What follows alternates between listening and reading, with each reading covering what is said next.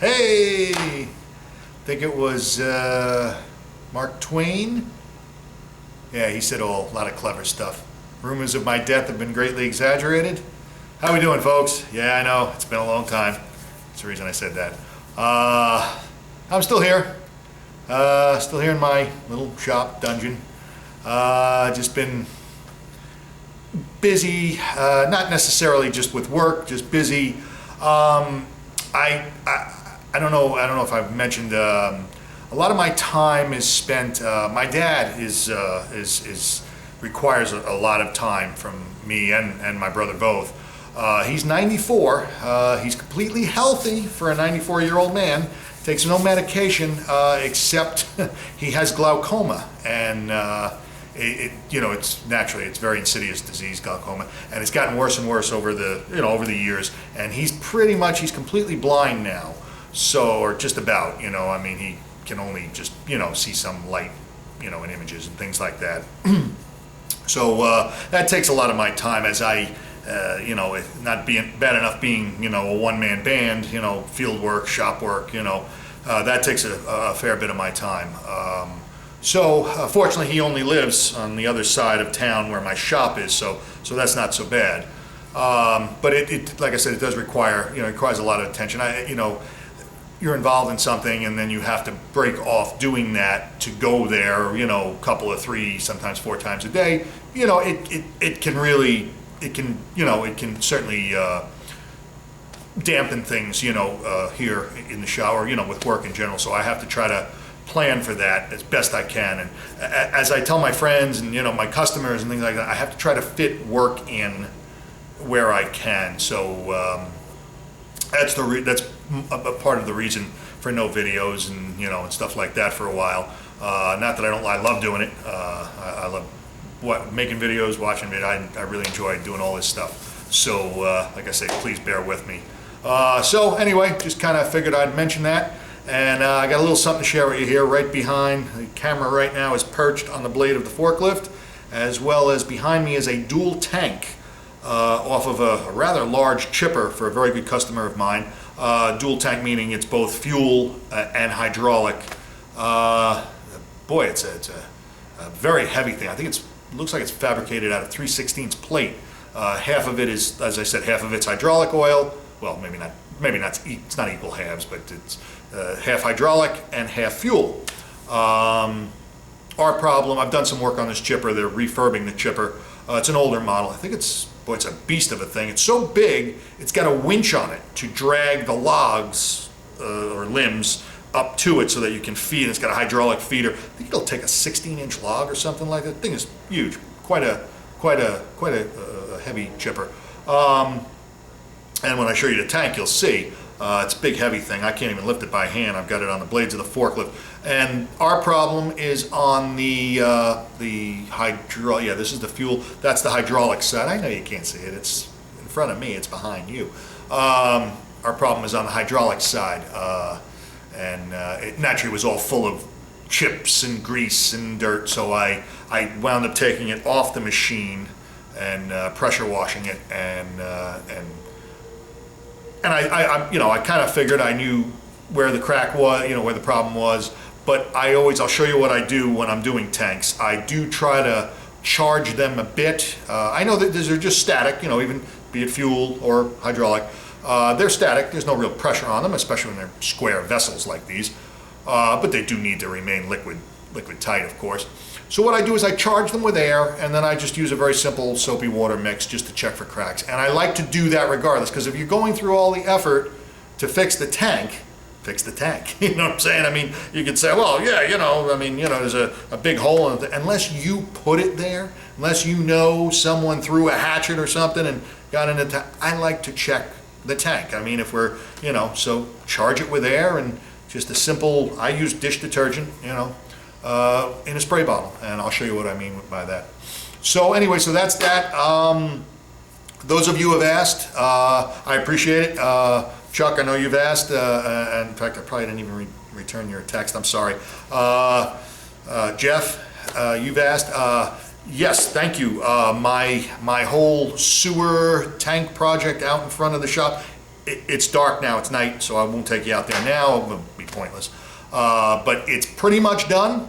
The tanks have been removed. Most of the, there was some, they did find some, contaminated dirt, soil. They took that away, so the tanks are gone. The sewer project it's actually, so it's new, literally, from my bathroom, out, around, and into the main sewer line in the street, all new.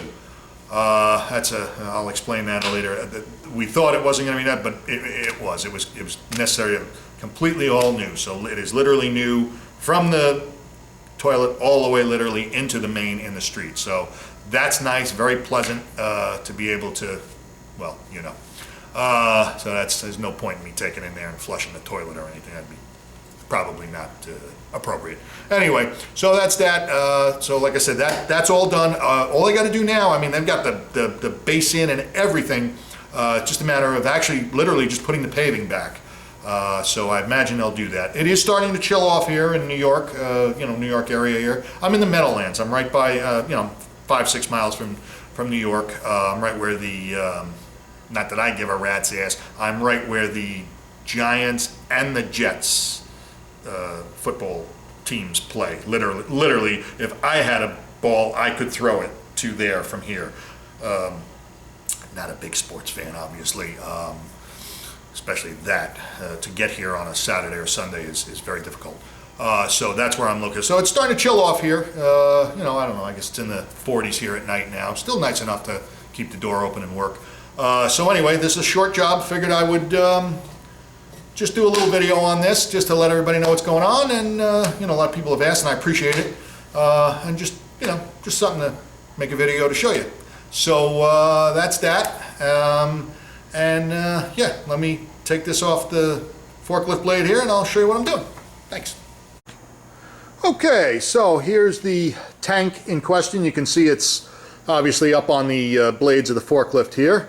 And like I said, I took it off the machine, cleaned it all down, pressure washed it, just to get the heavy, because it does build up, especially since the oil is leaking, you get that buildup of black wood chips and grease and dirt. So I pressure washed it all down. The customer was helpful. They said it's somewhere in this direction, the leak. So anyway, so I kind of, naturally I knew that. So once I pressure washed it down, of course, you can see the way it's here's, actually before I get too far ahead of myself, you can see here's the way it's split here. This side is hydraulic, and this side here is the fuel. And you can see it's a pretty heavy thing. Like I said, I think this thing's fabricated out of 3/16 plate, or, well, actually, is that plate or sheet? Yeah, there's a good one for all the fabricators and the sheet metal guys on the list. I think it has to be above 200 thousandths thickness to be considered plate, right? I think it's sheet if it's under, well, whatever. So anyway, what I did naturally was once I cleaned it, I kind of suspected, let me zoom in here, I kind of suspected that we had found the culprit right here. No surprise either. Naturally, it's right at the top of a mount tower. So, obviously torquing and flexing, and who knows, there are rubber donut mounts on the bottom of this thing. They may be old, and who knows. And again, this is a large chipper. It's been towed behind a truck for some years now, and no surprise. So yeah, so I kind of figured obviously that's but is it the only leak? So I try again, since I've got it off, I want to try to make sure. No problem with the fuel side. The fuel side's dry, they say, so that's fine. So obviously we have the hydraulic side here. So, like I said, I think it's worth it to set it up and test it, And again, the way I test it is simply by, I charge it with air, and again, I spray a little, here, I'll show you. All I do is just spray some soapy water out of a spray bottle. This is nothing more than dish detergent, with water in a spray bottle. And boy, that's a pretty simple yet effective way to do it. And then what I'd normally do, now unfortunately on this, I can't because of the cap design. I can't hold it completely tight. So that's the reason you see this setup here, a ball valve, you know, a regular, you know, ball valve with, you know, with the regular shop air chuck on it here, is because this thing needs to be flooded with air because the cap on this is just a regular, you know, it's designed to breathe. Now I purposely took the cap off. You can see I made a much thicker, heavier gasket for it, but it still won't seal, but it at least makes it to the point where I can, you know, slow it down enough to test it. And then I just put a gauge here.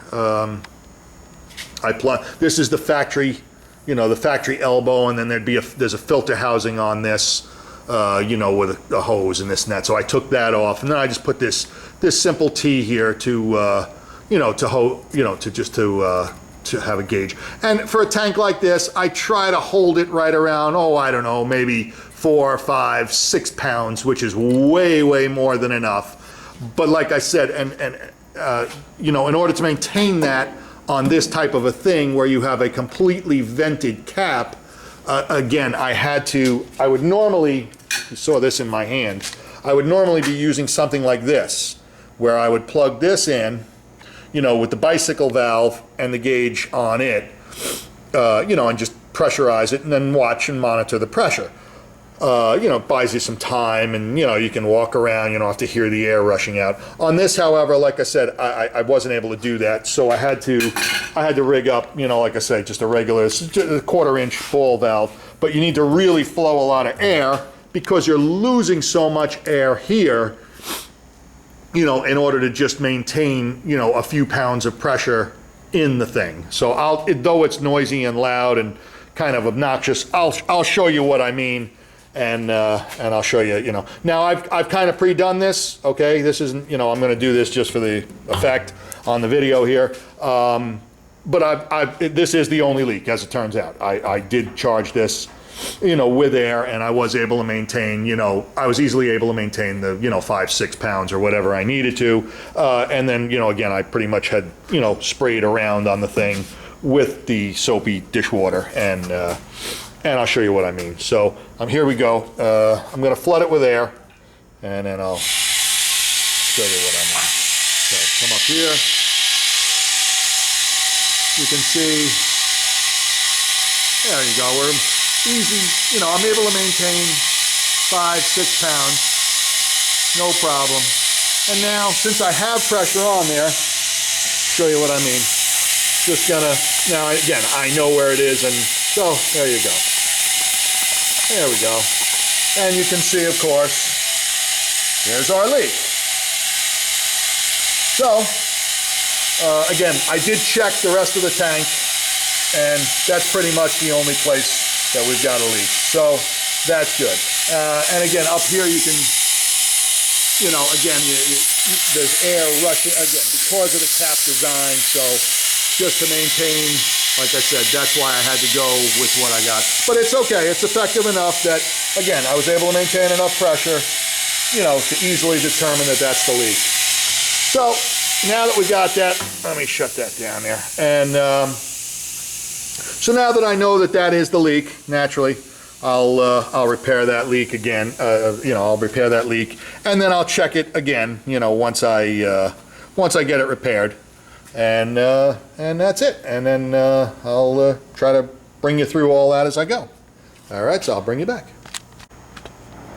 Okay, I've got it all ground away, and let's see, can I zoom this in? You can kind of, I can see it with my, okay, yeah, I think it shows up. You can see the crack. It starts about here and trails off to about here.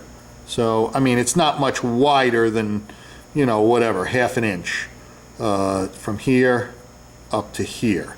Now, I treat all cracks pretty much the same when I'm repairing a crack. I'm going to drill this with a tiny little drill, this end and this end, you know, whatever, 1/8 inch or less. And then, of course, I'm going to weld it. Now, I'll set one in there, just like, you know, again, it's going to be a stringer situation. Now, not to raise any controversy here, this, in my opinion, this is no place for a MIG repair. Okay, this is going. In this case, this is going to be, I guess, Heliarc. I'm gonna Heliarc this. And I guess, again, those who would defer would say, Mike, look at the tank. It's all squirted together with MIG. Yeah, I know. And if I were building it, I guess I'd probably be okay with that. But in a case like this, like I say, to me, this is either a Heliarc or a stick repair. This is not a MIG repair. Because, again, it's such in my opinion, again, this is my opinion, it's such a short distance, and again, I don't care what anybody says. You know, my MIG, one of my MIGs here, relatively new. You know, within a couple years old, and I don't know. You still get that cold start and hot finish. So to me, it's, again, this is not a place for MIG repair. Again, that's I guess a debate we could have later. Whatever. But yeah, I think I'm going to choose to Heliarc this to repair this. So I'm gonna, like I said, I'm gonna drill both ends just with a tiny hole, 1/8 inch or whatever, you know, and that's it. And then I'll get it set up, and I'll bring you back.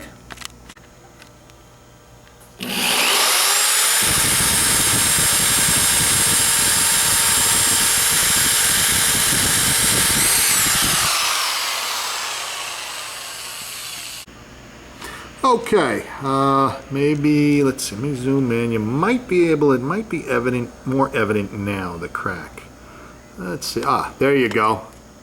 There you go. It should be pretty evident now. From here, right along my fingernail to there. Okay, so you can see I've got it drilled both ends now. So that's it, and it's you know, that's ground, no, I mean, to my satisfaction. So so that'll pretty much be it on the prep. I'll set it up now, and I'll get ready to start welding. Okay, I guess you can kind of see, I've got everything. I've got it all prepped up now. I've got it drilled. Obviously saw that. I got it set up a little bit on the far. I got it kind of on a tilt this way, you know. Just so it's going to be easier for me to get in here. And I'm ready to, I'm not going to start the machine up because that TIG cooler starts when I start the machine. So I'm ready to go here. I just figure, again, I'll give you what I'm doing it with, all my parameters. Medium range of my machine. I should be probably, I don't know, for something like this, 80 amps or something like that. I'm going to use the foot pedal to vary it. That's right below me here. Again, I'm using the 20 torch water-cooled 250 amps, 1/16 filler wire. Now I have chosen an S6 wire, not an S2. I do believe S2 tends to be a little more brittle in the finished state than the S6. The S6 is more, you know, it's better for dirt, and you know, we have a dirty situation. I mean, this is, you know, I didn't clean the inside of this thing, just the outside. So you know, you're gonna have oil and stuff, you know, in there. So again, this is an S6 wire. I prefer an S6 wire for this type of thing. Not in all cases, but for this, I specifically chose an S6. 1/16 size filler, 332 tungsten. I am using a gas lens, was it number 5 or 6 cup, straight argon. Okay, and again, I have my foot pedal, so we're gonna vary the, the amperage as we weld. All right, so that's it. And we're gonna make our weld.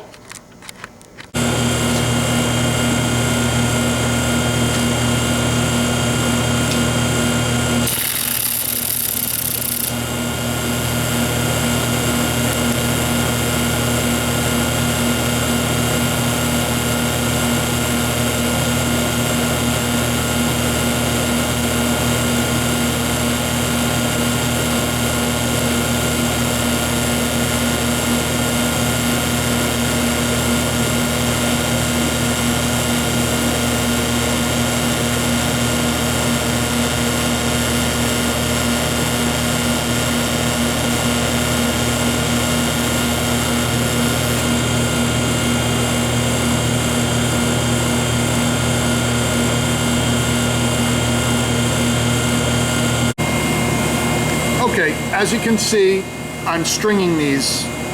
You can see, let's see, can we zoom in a little here? There you go. You can see the first one comes right here along the crack, and then I put the second one in.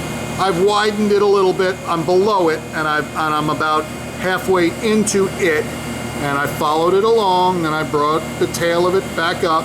Now I'm gonna come in across the top here, and I'm gonna fill one in along here, which would get me back to just about level, because again, I did bevel this thing out. So I'm gonna do that, and then we'll see how it looks. I'll see where I am after that. And that may be sufficient after it's all strung together. You pretty much won't even see that first root. I'm just gonna, like I said, I'm gonna weave across. Well, when I say weave, I'm going to put another bead on top here, which will go halfway into and join into that lower one. So technically, like I said, you shouldn't even see the initial root pass, and that may be sufficient. All right, so just figured I'd bring you through this and let you see what I'm doing.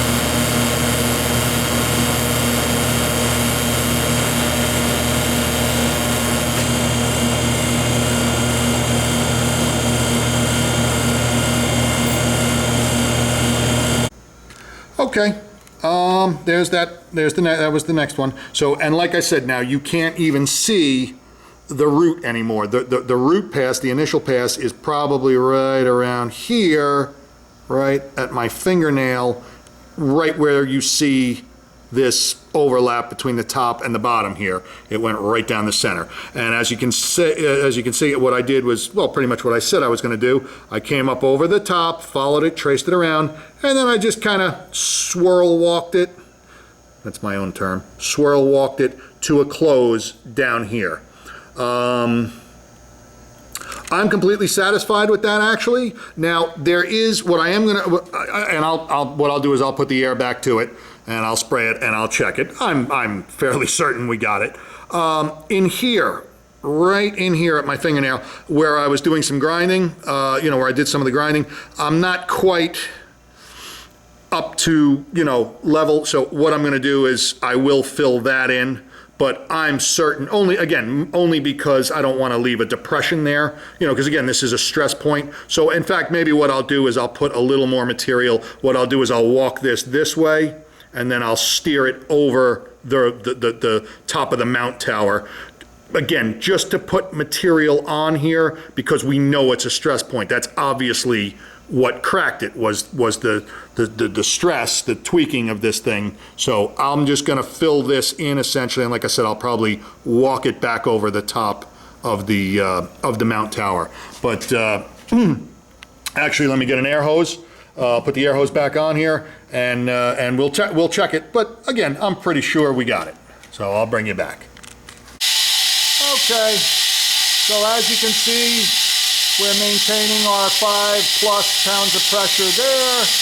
And if we come down here, we are leak free.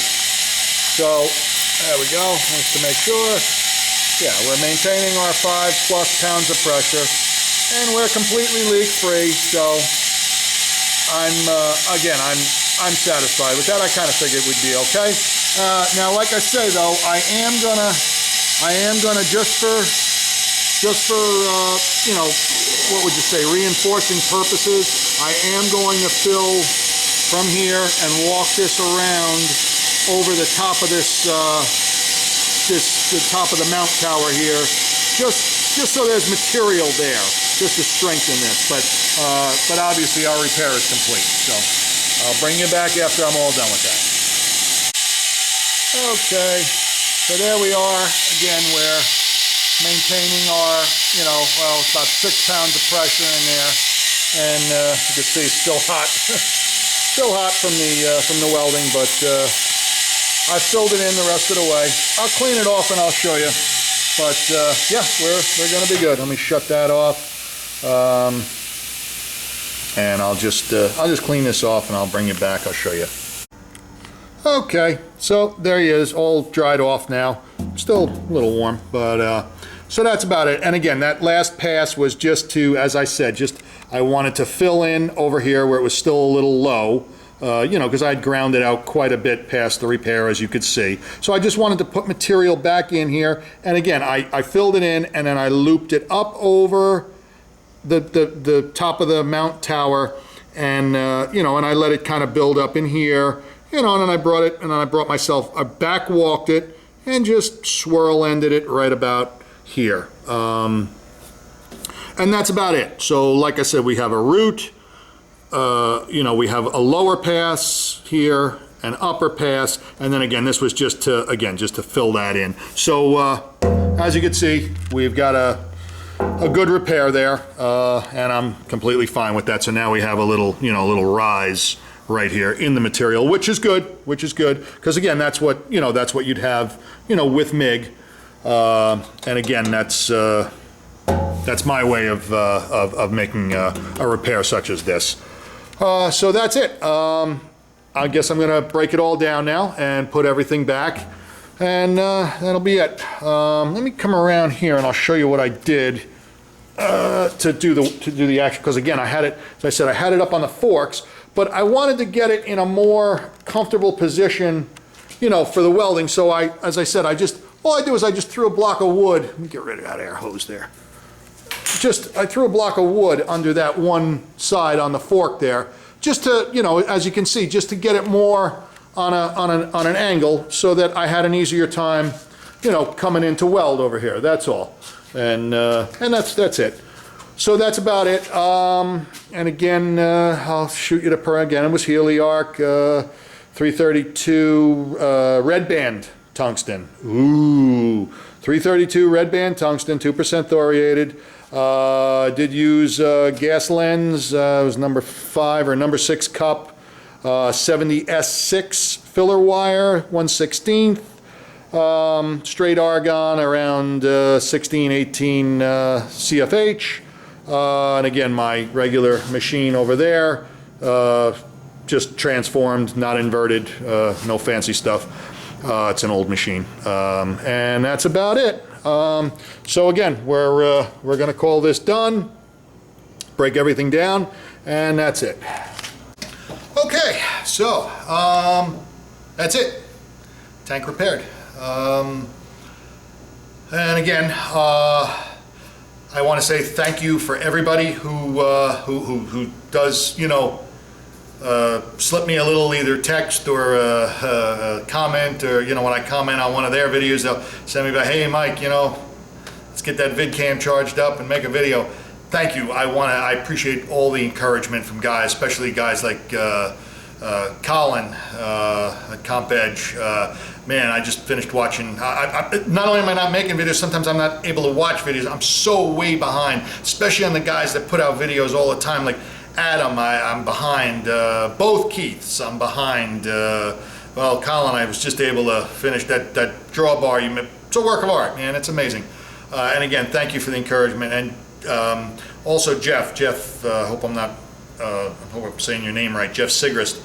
Man, that has, if everybody's not watching Jeff Sigrist's channel, you gotta watch, man. The last video he put out on the that cane press, sorghum press, man, that was one of my favorite videos I think I've watched in forever. I mean, that was just, as I explained to him, that was just, to me, that was a wonderful thing. Just all the stuff that makes life good, in my opinion. The repairing of the machine, and the the way you had your friends and your family, man, that was just awesome. If you got to watch that. I watched that video probably 3 times. That's a great video, man.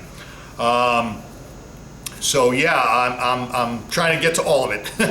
And again, thanks for the word. Thanks to everybody who's subscribing to me. I know we all, everybody, we're all, again, I consider us all friends, and me, and if you're watching me, you're watching the other guys too. But thanks to all the people that I don't watch, that are not making videos and just subscribing. I think I topped 3,000 subscribers now, which is, again, it's humbling and amazing to me, just one dopey guy by himself out here, doing this stuff. So that's just amazing. But yeah, I'm trying to get caught up on all of it, and I enjoy it thoroughly, and I look forward to seeing it. And again, to me, that's what it's all about. So thank you for watching, and thanks for the encouraging words. And I am going to try to just continue, making more, as I get the time, I'll try to make these things and put them up there. I just wanted to do this. I know it's not a big deal, the job itself, but it was a good excuse to do a little something and to make a little video that I can put up. So again, thank you all, and see you as soon as I can with another one. And remember, as some famous guy once said, everybody polka. See you next time.